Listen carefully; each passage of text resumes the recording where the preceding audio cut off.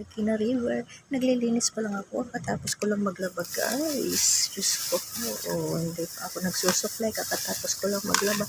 Nagliligpit pa ako at ako'y maglilinis na naman. Yan ang aking mga panglinis. Madali lang maglinis guys.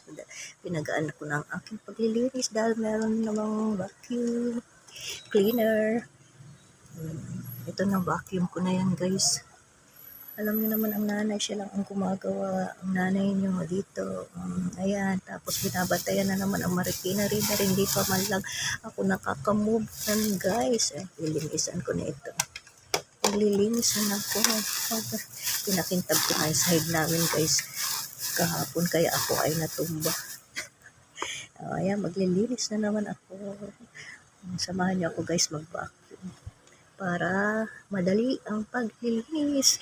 Hindi na magwawalis-walis. Vacuum ko nga yan lahat. Bahala sila kahit ma-vacuum na rin yung gamit nila.